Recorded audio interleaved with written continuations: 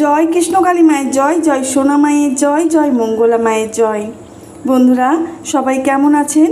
সবাইকে অসংখ্য ধন্যবাদ আর অনেক ভালোবাসা জানিয়ে আজকের ভিডিওটি স্টার্ট করছি। আমি লিপসিং মিঠু, রোজ আপনাদের কিছু না কিছু আপডেট দিয়ে থাকি। আজকেও সেই একইভাবে আপনাদের জন্য আমি কৃষ্ণকালী মায়ের মন্দিরের আর মঙ্গলা মায়ের কিছু কথা শেয়ার করতে চাই। আপনারা সবাই ভালো আছেন তো? কৃষ্ণকালী মায়ের কৃপায় সবাই ভালো থাকবেন, সুস্থ থাকবেন। আমিও ভালো আছি আপনাদের ভালোবাসায় এবং কৃষ্ণকালী মায়ের কৃপায়। সদা সর্বদা আমাদের কৃষ্ণকালী মায়ের কৃপা ভক্তদের উপর বর্ষণ করে চলেছেন প্রতিনিয়ত, প্রতিদিন। আজকে প্রথমেই দেখতে পেলেন যেটা আমি দেখালাম, এখানে কানা, খোঁড়া, বোবা, অন্ধ সবাই কিন্তু সুস্থ হয়ে যায় মায়ের নাম জপ করলেই। আজকে এসেছেন সকল ভক্তরাই কিছু না কিছু উপকৃত পেয়ে মায়ের মন্দিরে। হ্যাঁ, আমরাও যে যাই, আমরা যে ভগবানের কাছে যাই, সেটাও কিন্তু আমরা ভগবানের থেকে কিছু পেলে তবে কিছু দিতে যাই। এটা করা ঠিক না। আমরা যদি কিছু নাও পাই ভগবানের থেকে, তাহলেও আমাদের ভগবানের দরজায় যেতে হবে, কারণ তার কৃপা ছাড়া আমাদের কিছুই হবে না। সে যদি চান আমাদেরকে মারবে, তাহলে মেরেই দেবে, আর যদি চান বাঁচিয়ে রাখতে, কষ্ট করেও বেঁচে থাকতে হবে এই পৃথিবীতে।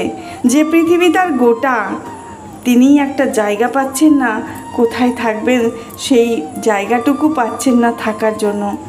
কোনো ভক্ত শত্রুপক্ষ হয়ে দাঁড়িয়ে আছেন ঢাল হয়ে, যে মন্দিরটা হতে দেবে না। আমাদের মঙ্গলা মায়ের একটাই দুঃখ, ওই যে মায়ের মন্দির যতদিন না গড়ছে, মঙ্গলা মা শান্তি পাবেন না। অনেক ভক্তরা আমরা কি করে থাকি, মায়ের কাছে এগ্রিমেন্ট করি। কীরকম এগ্রিমেন্ট? আমি কিছু পেলে তোমাকে দেব, আমি কিছু যদি না পাই তাহলে কি দেব না? অবশ্যই দেব। এটাই হলো ভক্তি। যদি আমি কিছু নাও পাই, তাহলেও আমি মায়ের চরণতলে পড়ে থাকব ভক্ত হয়ে। একদম, যদি আপনি সত্যিই ভক্ত হয়ে থাকেন, তাহলে এই কথাটা আপনার মনে আসবেই না। যদি পাই তবে দেব, যদি না পাই তাহলে দেব না। এটাকে ভক্তি বলে না। যদি ভগবানকে ভালোবাসেন, তাহলে এই এগ্রিমেন্টটা করবেন না। কিছু পেলে কিছু দেব, এই কথা আপনি কোনোদিনই বলবেন না। আসলে ভগবানকে ভালোবাসতে হয়, ভগবানকে অশ্রু দিয়ে তার চরণ ধুয়ে দিতে হয়। ভগবানের এক ফোঁটা অশ্রু যদি আপনি ভগবানকে সমর্পণ করে পুজো দেন, তাহলে দেখবেন সেই সমর্পণ আপনার জন্য অনেক অনেক ভাগ্যবানের কাজ করেন, আপনার ভাগ্য পাল্টে দেবার কাজ করে। আমাকে এক ভক্ত কমেন্ট বক্সে জানতে চেয়েছেন যে মন্দির কটা থেকে কটা পর্যন্ত খোলা থাকে আর ওখানে কিভাবে পুজো দেওয়া হয়। সেটা আমি এই ভিডিওর মাধ্যমেই বলে দেব।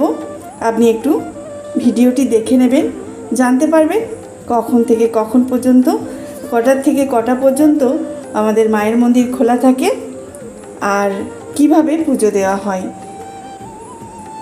আমি যে আপডেট নিয়ে এসেছি, সেই আপডেট জানার আগে আপনি যদি নতুন বন্ধু হয়ে থাকেন, আপনার কাছে যদি কৃষ্ণকালী মায়ের এই ভিডিওটি গিয়ে থাকে, তাহলে অবশ্যই আপনি ভাগ্যবান। আপনার পুণ্যের ঘোড়া অনেকটাই ভরে গেল। তাই আপনি কৃষ্ণকালী মাকে ভক্তি করে চ্যানেলটাকে সাবস্ক্রাইব করে বেল নোটিফিকেশান অল করে দেবেন। আর ভিডিও শেষে লাইক কমেন্ট বেশি বেশি করে ভক্তদের মধ্যে শেয়ার করে দেবেন, তাহলে আরও অনেক ভক্তরা উপকৃত হবেন এই ভিডিও থেকে। অনেকেই এখনও জানেন না কোন দিন মায়ের মন্দির খোলা থাকে, কটা থেকে কটা পর্যন্ত মায়ের মন্দির খোলা থাকে, আর মায়ের মন্দিরে পুজো দেবার নিয়মটা।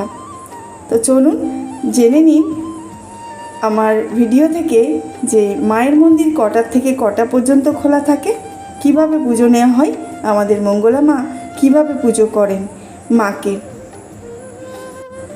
আমার পুরনো বন্ধুদের অসংখ্য ধন্যবাদ আর অনেক ভালোবাসা জ্ঞাপন করি, কারণ এইভাবে আমার পাশে থাকার জন্য, এত সুন্দরভাবে আমাকে ভালোবাসা দেওয়ার জন্য।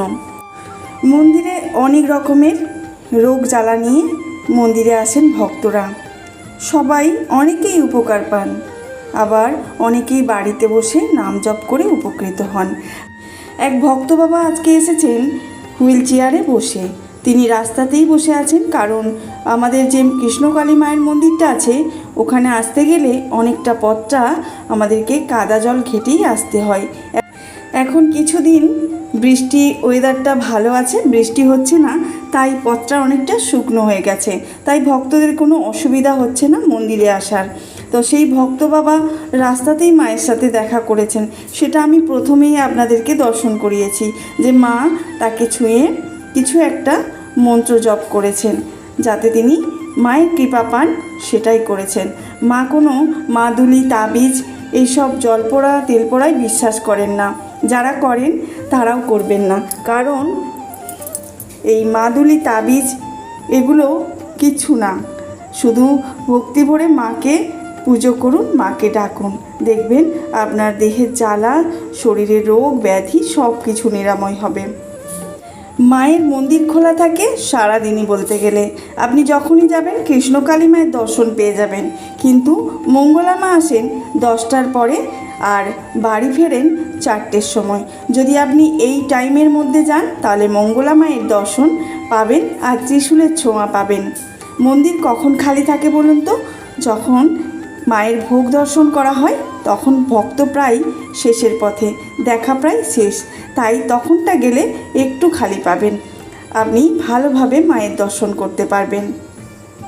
আর পুজো দেওয়ার কথা বলছেন, পুজো দেওয়া তো হলো আমাদের কৃষ্ণকালী মাকে আমাদের মঙ্গলা মা মিষ্টান্ন দিয়ে কোনো পুজো দেন না, যেটা হচ্ছে ফল দিয়ে পুজো দেওয়া হয়, আর ফুল যেটা হচ্ছে আপনারা নিয়ে যেতে পারেন।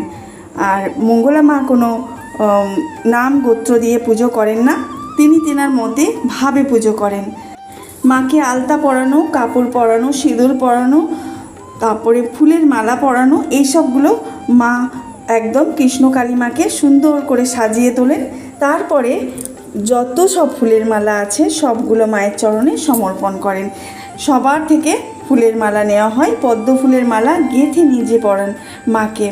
এই হচ্ছে মায়ের পুজো অর্চনা। যদি আপনি ভোগ পেতে চান তাহলে একটু আগে যাবেন, তাহলে ভোগটা পেয়ে যাবেন। মায়ের ভোগ পাওয়া অনেক ভাগ্যের ব্যাপার। আমি ভোগ দর্শনও করিয়েছি। এক ভক্ত বাবা উপকার পেয়েছে, তিনি দুর্প ঘাস মানে দুর্বা ঘাস যেটাকে আমরা বলে থাকি আর ডাব দিয়ে গেছেন মায়ের জন্য।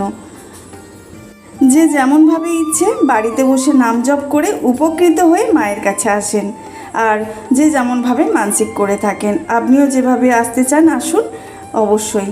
জয় কৃষ্ণকালী মায়ের জয়। আজ তবে এটুকুই, ভালো থাকবেন, সুস্থ থাকবেন।